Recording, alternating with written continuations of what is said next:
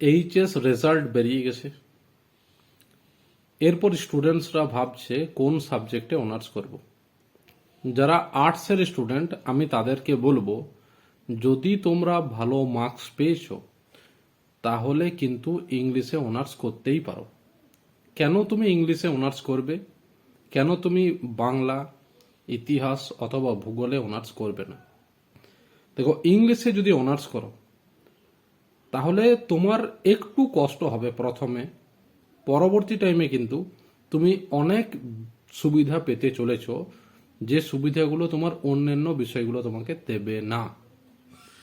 প্রথমত, কম্পিটিটিভ এক্সামের ক্ষেত্রে কিন্তু ইংলিশ অনেকটা তোমাকে হেল্প করবে। যদি তুমি ইংলিশে অনার্স করো তোমার বেসটা কিন্তু অনেকটা স্ট্রং হয়ে যাবে। দ্বিতীয়ত, অনেক সময় রাজ্য সরকারের চাকরি কিন্তু নাও পেতে পারো। রাজ্য সরকারের উপর কিন্তু তোমাকে নির্ভর করতে হবে ইতিহাস, বাংলা, ভূগোল ইত্যাদি বিষয়গুলোর জন্য। ইংলিশে অনার্স করলে কিন্তু তোমাকে রাজ্য সরকারের উপর সবসময় নির্ভরশীল হতে হবে না। তোমার সামনে কিন্তু পুরো ভারতবর্ষ রয়েছে, চাইলে তুমি বিদেশেও যেতে পারো যদি সঠিকভাবে কিন্তু অনার্স করো। তাই আমি তোমাকে বলবো, তুমি কিন্তু ইংলিশ অনার্স করো। বাকি অনার্সের থেকে অনেক বেশি সুবিধা তুমি পেতে চলেছ। প্রতিটি অনার্সই কিন্তু ডিফিকাল্ট, অনেক কষ্ট করতে হয়। তাহলে তুমি যখন কষ্ট করছই, আর একটু বেশি কষ্ট করে নাও ইংলিশ অনার্স করে। তুমি পরবর্তী টাইমে অনেক কিছু সুবিধা পেতে চলেছ। ম্যাথ এবং ইংলিশ এই দুটো সাবজেক্টের কিন্তু খুব বেশি দাম রয়েছে। পরবর্তী টাইমে বিভিন্ন যখন পরীক্ষায় তোমরা বসবে, যারা অঙ্কে অনার্স করছে তাদের বেশ কিছু সুবিধা হয়, এবং যারা ইংলিশে অনার্স করে তারাও সুবিধাটা ভোগ করে। তাই আমি তোমাকে বলবো, একটু কষ্ট করে নাও, ইংলিশে অনার্স করো, পরবর্তী টাইমে কিন্তু তুমি অনেক সুবিধা পেতে চলেছ। এরপর তুমি ভাবছো, আমি কি আদেও ইংলিশে অনার্স করতে পারবো কি পারবো না?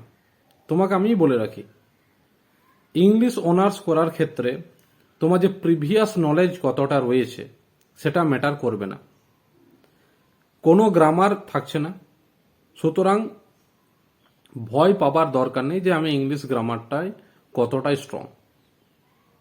একটা কথা মনে রাখবে, যদি তুমি চেষ্টা করো তাহলে কিন্তু সমস্ত জিনিসই, সমস্ত কাজই কিন্তু সম্ভব। তাই তুমি কি জানতে সেটা নিয়ে বেশি ভেবো না। তোমাকে পরবর্তী টাইমে কিন্তু জেনে নিতে হবে। তোমার সামনে 3 বছর সময় রয়েছে।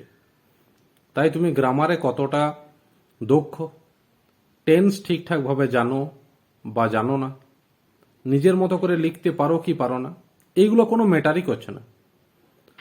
তুমি নিয়ে নাও অনার্স, এরপর হার্ডওয়ার্ক করতে শুরু করো। হার্ডওয়ার্ক করো, যে জিনিসগুলো তুমি জানো না সেগুলো শেখার চেষ্টা করো। তোমার সামনে প্রচুর সময় রয়েছে, শুধু একটা বিষয় রয়েছে, সাইডে আরো দুটো থাকছে হয়তো। তোমার সামনে সময় রয়েছে, সুযোগ রয়েছে, সেই সুযোগ এবং সময়কে কাজে লাগাও। ব্যক্তিগতভাবে আমি বলি, এইচএস এক্সামে আমি কিন্তু ইংলিশে 65 পেয়েছিলাম। গ্রামারের খুব বেশি নলেজ ছিল না, টেন্স সম্পর্কে ধারণা ছিল তাও বেশি ছিল না। পরবর্তী টাইমে কিন্তু ইংলিশ অনার্স নেওয়ার পর আমি সমস্ত জায়গাগুলো মেকআপ করি। একটু কষ্ট হয়, কষ্টটা কিন্তু তোমাকে করতেই হবে। এবং আজকে তোমরা জানো যে আজকে আমি ইংলিশের টিচার। তাহলে একবারও ভয় পাওয়ার দরকার নেই যে ইংলিশে তোমার ইংলিশ গ্রামারে কতটা নলেজ আছে, তুমি টেন্স ঠিকঠাক জানো বা না জানো, বা লিখতে পারো না না পারো, একবারও ভাববে না। তোমাকে নিরলস প্রচেষ্টা করে যেতে হবে, হার্ডওয়ার্ক করতে হবে, তাহলে কিন্তু তুমি ইংলিশ অনার্স কমপ্লিট করবে এবং পরবর্তী সময়ে বিভিন্ন সুযোগগুলো পাবে, তার সঠিক অর্থে তুমি ব্যবহার করবে।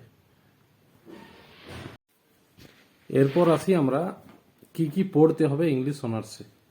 তো দেখো, তোমাদের ব্রিটিশ হিস্ট্রি পড়তে হবে, ইংলিশ লিটারেচার যেটা। Number 2, Indian English literature. এরপর পড়তে হবে আমেরিকান লিটারেচার। তো আমরা দেখে নিচ্ছি ব্রিটিশ লিটারেচারে আমাদেরকে কি কি পড়তে হবে। দেখো তোমাদের ব্রিটিশ লিটারেচারটা যদি হিস্ট্রি অফ ইংলিশ লিটারেচার দেখো, তাহলে হিস্ট্রি অফ ইংলিশ লিটারেচারকে কতগুলা এজে বিভক্ত করা হয়েছে। একদম শুরুতে রয়েছে অ্যাংলো সেক্সন এজ, এরপর Anglo Norman, the age of Chaucer, তারপরে রয়েছে তোমার revival of learning, Elizabethan age, একটা একটা করে রয়েছে এজ, একদম মডার্ন এজ পর্যন্ত। এলিজাবেথেন এজের পর যেগুলো ইম্পর্টেন্ট এজ সেটা দেখে নিচ্ছি আমরা। জ্যাকোবিয়ান এজ রয়েছে, তারপরে রয়েছে তোমার ভিক্টোরিয়ান এজ। ভিক্টোরিয়ান এজের ঠিক আগে রয়েছে তোমার দি এজ অফ ওয়ার্ডসওয়ার্থ বা রোমান্টিক এজ, এরপর ভিক্টোরিয়ান এজ, লাস্টে আমরা পাচ্ছি মডার্ন এজ। তো কি কি পড়তে হবে আমাদেরকে? পড়তে হচ্ছে তার পাশাপাশি রাইটার্সদের সম্পর্কে। ধরে নাও জিওফ্রে চসার একটা ইম্পর্টেন্ট রাইটার, ক্যান্টারবেরি টেলস উনি লিখেছেন। নাম্বার 2, শেক্সপিয়ার পড়তে হবে তোমাদের। তোমরা টেলস ফ্রম শেক্সপিয়ারে বেশ কিছু পড়েছো। শেক্সপিয়ারের 4টে গ্রেট ট্র্যাজেডি রয়েছে, হ্যামলেট, অথেলো, কিং লিয়ার, ম্যাকবেথ, বেশ কিছু কমেডি রয়েছে, হ্যাঁ, রোমান প্লেস রয়েছে, সেগুলো তোমাদেরকে পড়তে হবে। এরপর ওয়ার্ডসওয়ার্থ, কিটস, কোলরিজ, সেলি, এদেরকে নিয়ে পড়তে হবে। পরবর্তী টাইমে ভিক্টোরিয়ান এজে Thomas Hardy, Alfred Lord Tennyson, Robert Browning. Modern এজে তোমাদেরকে পড়তে হবে ডব্লিউ.বি. Yeats, T.S.. এলিয়ট। এরপরে আমরা চলে আসছি ইন্ডিয়ান ইংলিশ লিটারেচার। কাকে কাকে পড়বে?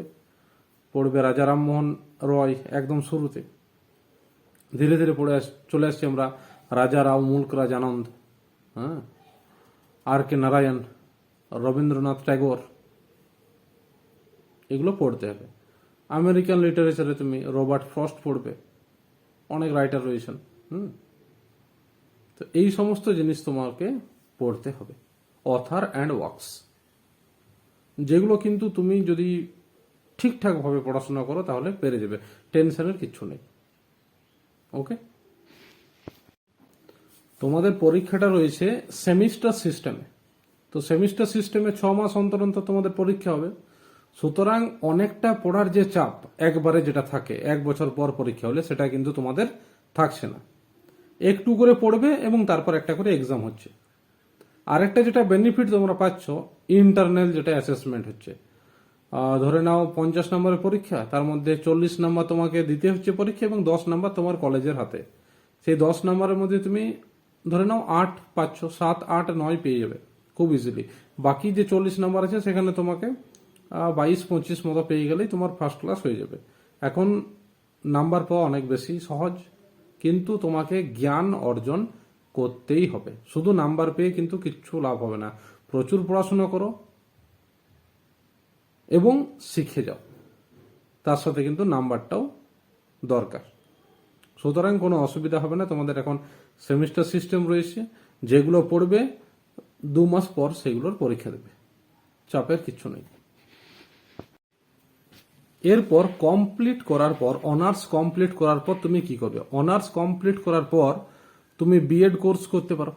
2 বছরের বিএড কোর্স করে নিলে বা মাস্টার ডিগ্রি করলে তারপর বিএড করে নিলে, যেটা প্রাথমিকভাবে সবাই করে। এটা করার পর তোমার সামনে কিন্তু একটা অপশন তুমি পাবে গভর্নমেন্ট জবের। এসএসসি যদি হয় পরীক্ষা, তুমি সেখানে বসে ভালো রেজাল্ট করে হাই স্কুলের টিচার হতে পারো। এসএসসির বর্তমান পরিস্থিতি যথেষ্ট খারাপ। তোমার সামনে আর কি কি অপরচুনিটি রয়েছে? বিভিন্ন রাজ্যের পরীক্ষা হয়, সেখানে তুমি অ্যাপ্লাই করতে পারবে। এরপর প্রাইভেট যে স্কুলগুলো রয়েছে, সেই প্রাইভেট স্কুলে কিন্তু পড়ানোর তুমি সুযোগ পাচ্ছ, যেখানে তোমার স্যালারি অ্যাপ্রক্সিমেট 25 থেকে 30 হাজার কিন্তু তুমি পাবে। পাশাপাশি নিজে যদি একটা টিউশন করো বা কোচিং সেন্টার যদি নিজের থাকে, সেখানেও তোমার সামনে আনলিমিটেড ইনকাম রয়েছে, যেটা কিন্তু পরবর্তী টাইমে পাবে। অন্য সাবজেক্ট কিন্তু সেই সুযোগটা তোমাকে দিচ্ছে না। লাস্ট যে ব্যাপারটা আমি বলি, যদি পড়ার মতো পড়ো, ভালো করে যদি পড়ো ইংলিশ অনার্স, তাহলে তোমার কোনো দিনও জীবনে 30,000 টাকা রোজগারের কম হবে না। 30,000 টাকা তুমি রোজগার করবেই করবে, যদি সঠিকভাবে পড়ো। অনেক সময় আমরা দেখি যে একটা দৌড়ের কম্পিটিশন হচ্ছে, সেখানে 1000 জন দৌড়েছে, তার মধ্যে কেউ ফার্স্ট হয়ে গেল। মনে রাখবে 1000 জন যদি দৌড়ে, তার মধ্যে যদি খোড়া লোকের সংখ্যা বেশি থাকে, 1000টা যদি খোড়া লোক যদি দৌড়ে, তুমি কিন্তু খুব ইজিলি ফার্স্ট হতে পারবে। অপরদিকে 5 জন যদি রানার হয় দৌড়ে, সেখানে কিন্তু থার্ড হওয়াটাই অনেকটা টাফ। তাহলে তোমাকে কি করতে হবে? প্র্যাকটিসটা রেগুলারলি করতে হবে, নিজেকে রানার করতে হবে, রানার বানাও নিজেকে, রীতিমতো প্র্যাকটিস করে যাও, তাহলে কিন্তু তুমি ইংলিশ অনার্সটা কমপ্লিট করতে পারবে এবং পরবর্তী সময় তোমার সামনে একটা বিশাল বড় সুযোগ তৈরি হবে, সেই সুযোগটাকে কাজে লাগাতে হবে। বর্তমান দিনে কিন্তু গভর্নমেন্ট জব যদি না পাও, তাহলে সোসাইটিতে কোনো সম্মান তুমি পাবে না, এটা মাথায় রেখে। পাশাপাশি যদি বেশ কিছু টাকা রোজগার না করতে পারো, তাহলে তোমার কি দাম আছে?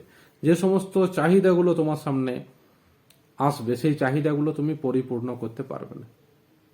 প্রথমে তো আমাদেরকে সবাই বলে যে মানুষের মতো মানুষ হও, কিন্তু বড় হলে কেউ জিজ্ঞাসা করে না যে তুমি মানুষের মতো মানুষ হয়েছো কি হওনি। সবাই জিজ্ঞাসা করে যে গভর্নমেন্ট জব পেয়েছো না পাওনি, কি করছিস।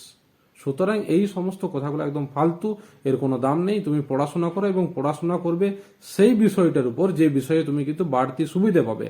একদম পড়তে যাবে না জ্ঞান অর্জন করার জন্য, কেউ তোমাকে জিজ্ঞাসা করবে না। জ্ঞানের কিন্তু কোনো দাম নেই।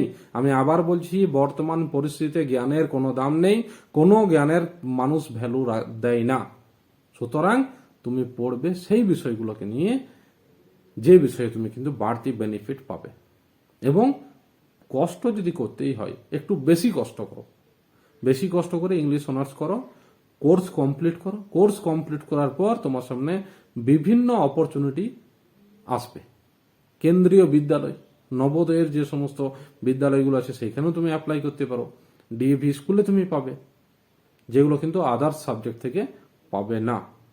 সুতরাং আমি বলছি ইংলিশ অনার্স এই কারণে তুমি করবে। একদম টেনশন করো না, পড়ার মতো পড়ো, কোনো অসুবিধা হবে না। আমিও তো পড়েছি, চাকরি পাইনি যতদিন, ততদিন টিউশনস প্রচুর পড়িয়েছি। তাই আবার বলছি, পড়ার মতো যদি পড়ো, তাহলে কিন্তু কোনো অসুবিধা হবে না। এবং ফাইনালি ইংলিশ সাবজেক্টকে তোমাকে কিন্তু প্রচুর ভালোবাসতে হবে, প্রচুর ভালোবাসো ওকে। ও কিন্তু তোমার ভবিষ্যৎকে সুন্দর করে দেবে। যে সাবজেক্টেই তুমি পড়ো না কেন, সেই সাবজেক্টকে ভালোবাসো, তোমার কিন্তু ভবিষ্যৎ অবধারিতভাবে সুন্দর হতে চলেছে। প্রচুর লোক বাইরে বসে আছে, তুমি কখন ব্যর্থ হবে। তোমার ব্যর্থতার উপরে তারা হাসবে, তোমাকে নিয়ে মজা করবে। তুমি কি সেটা চাও যে পরবর্তী টাইমে তুমি কারো হাসির পাত্র হয়ে ওঠো? অবশ্যই চাও না। যদি না চাও, তাহলে চলে এসো বাড়ির ভেতরে। বাড়ির ভেতরে সারাদিন নিজেকে ব্যস্ত রাখো, প্রচুর পড়াশোনা করো এবং নিজের ভবিষ্যৎকে বানাও। বাইরে কিন্তু লোক তোমাকে নিয়ে হাসি মজাক করার জন্য বসে আছে, তাদেরকে মিথ্যা প্রমাণ তোমাকে করতেই হবে।